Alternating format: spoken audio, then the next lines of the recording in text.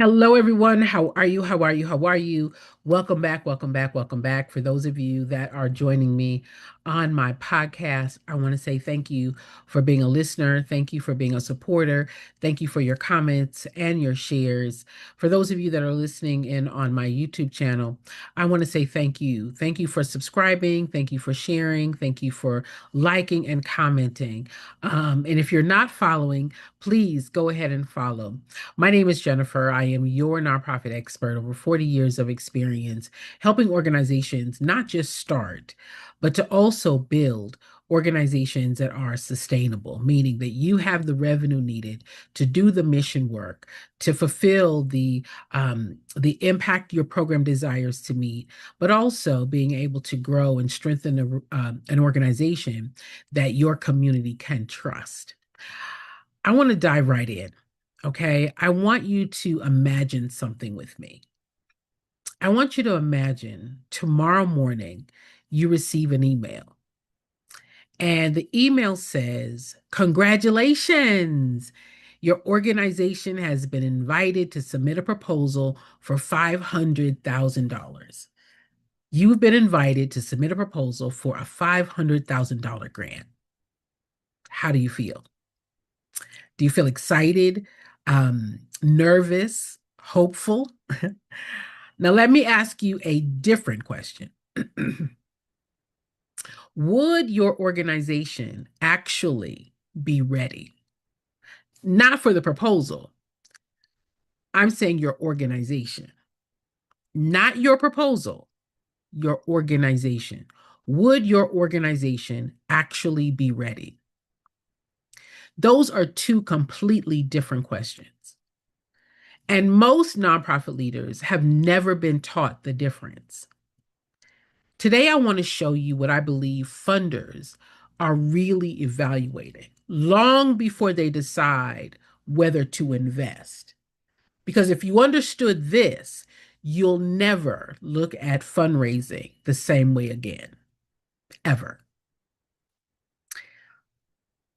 I want to ask you a few questions, okay? Don't answer out loud. I just want you to answer to yourself, okay? I want you to just look inward, assess where you are, assess your belief, answer for yourself, okay?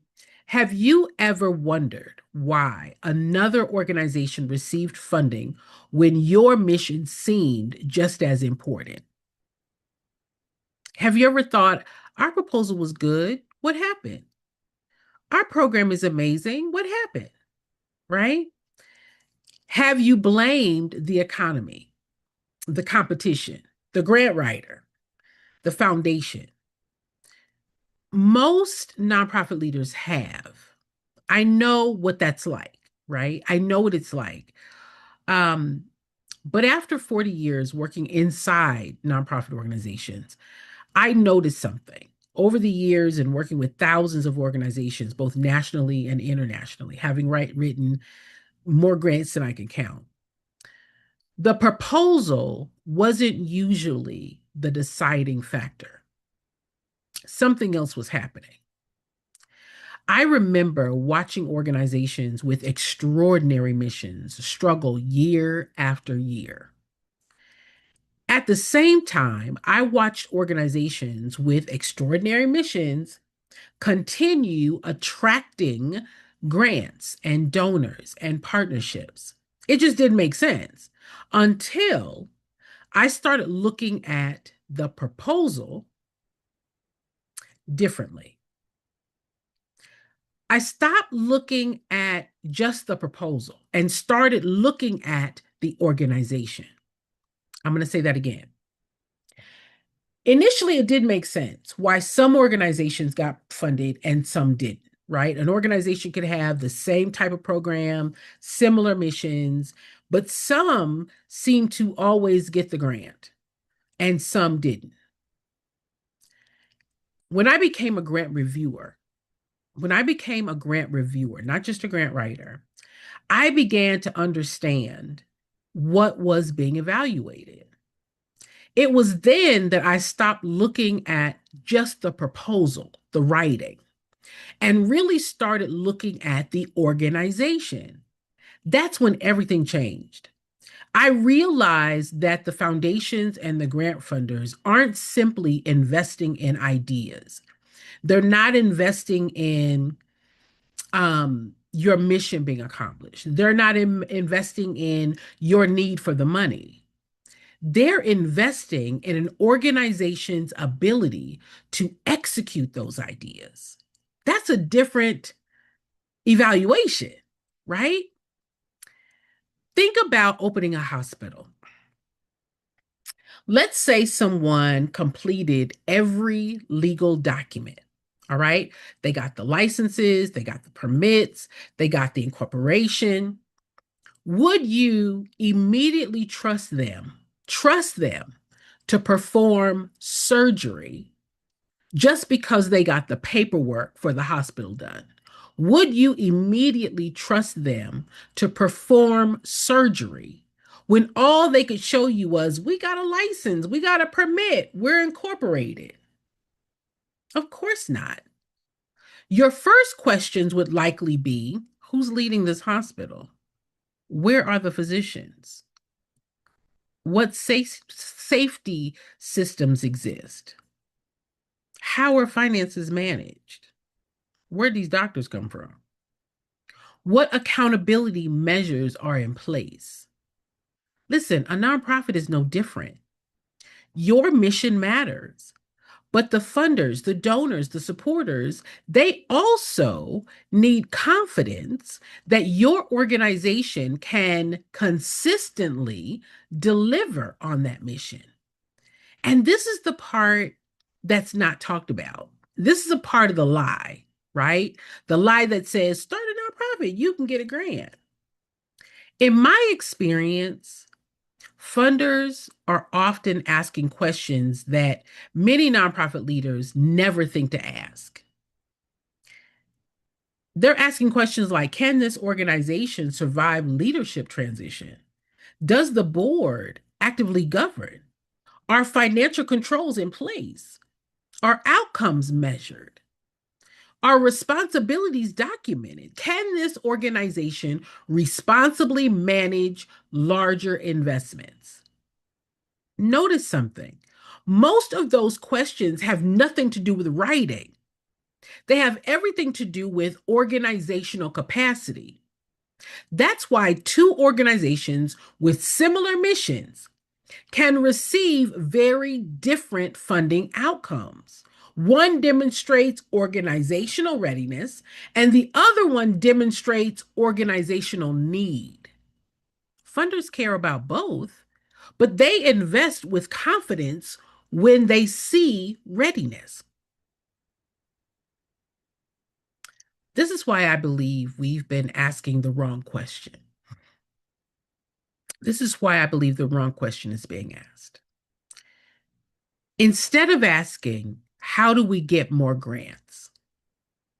Instead of asking that question, I think the question should be, if a funder evaluated your organization today, what would they actually find? That's a simple question that changes everything. Because now you're no longer chasing money. You're building an organization worthy of long-term investment. Did you hear what I said? You're building an organization worthy of long-term investment. I don't think that many people who think about starting their organization, I don't really think that they are planning for, preparing for, structuring for long-term investment, because that's not what is being taught. What's being taught is start a nonprofit, you can get a grant. But there's no detail, there's no context, there's no clarity around what does starting mean. And for many people, the starting thinks they mean the paperwork, and that's not true. Listen, this is exactly why I created the organizational capacity assessment. Not because your organization needs another checklist, but because every nonprofit leader deserves to understand what a funder is likely to see before they submit another proposal. I'm going to say that again. Every nonprofit leader deserves to understand what a funder, a foundation, a donor is likely to see before they submit another proposal. The assessment looks beyond fundraising. It examines the underlying organizational capacity that influences long-term funding readiness. When you complete it, you'll receive an organizational capacity intelligence report. Not simply a score, it's a diagnosis, right? It's a clear understanding of your organization's strength, the capacity gaps that may be lengthening or limiting growth, right? The capacity gaps that may be limiting your growth, and where to focus first. Because once you know what funders are likely to evaluate, then you can stop guessing and you can start building intentionally. Let me leave you with one final thought. If a major foundation reviewed your organization tomorrow, would they see a mission that deserves funding or an organization that's prepared to manage it? Those are not the same things. And understanding the difference may be one of the most important shifts you'll ever make as a nonprofit leader. If today's conversation has challenged the way that you've been thinking, subscribe, because I want to share with you more information as we explore what it truly takes to build organizations that are trusted, sustainable, and fundable. And if you're ready to discover what your own organization looks like through the lens of the funder, through the funder's eyes, then I think that you want to begin with the organizational capacity assessment. Listen, after 40 years in the nonprofit leadership, I am convinced of one truth. Funding does not create capacity. Capacity creates funding. Thank you for listening in, and I will see you next time.